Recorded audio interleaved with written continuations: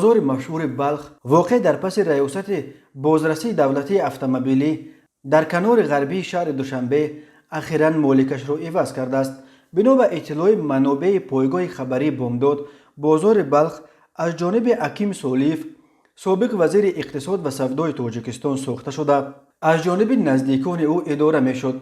ولی تقریباً 10 روز پیش خانواده سولیف این بازار پرفایده را به نمایندگان عائله ظریفبک دولتوف، یکی از دامادهای پرزیدنت امامعلی رحمان، سپریده است. به گفته منابع بامداد، از جانب دولتوف مذاکرات را در مورد گرفتن بازار بلخ شخصا شریفبک دولتوف پدر ظریفبک پیش می برد.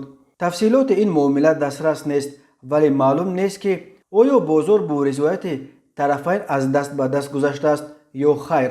هیچ کدام از جانبها جزئیات این معامله را آشکار نمی کنند و از صحبت درباره شرط آن خودداری می کنند. ظریفبک دولتوف زاده دهه مهرآباد جماعت چاره‌کاران نویه رودکی، شوهر دوم تخمینه رحمان و دختر سوم پرزیدنت امامعلی رحمان می باشد و در خدمات گمرک کار می کند.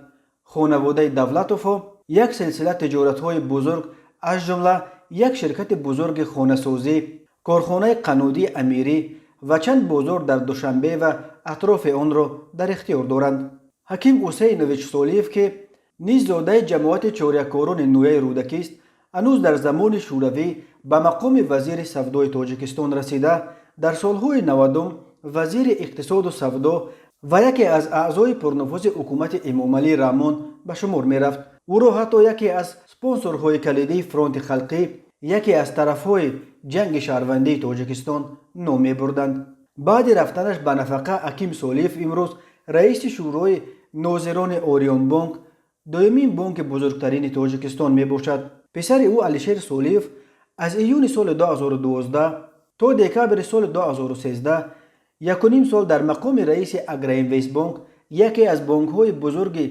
نظامساز تاجیکستان کار کرده بود. ولی مشکلات مالیوی بانک باعث برکناریش گردید. اما بعد رفتن علیشیر سولیف نیز این بانک دیگر به خود نآمد و 21 ماه سال 2021 بانک ملی، اگراینویست بانک و همین طور تاجیک صادرات بانک باز یک بانک در وقتش بزرگ و نظامساز را برهم داد.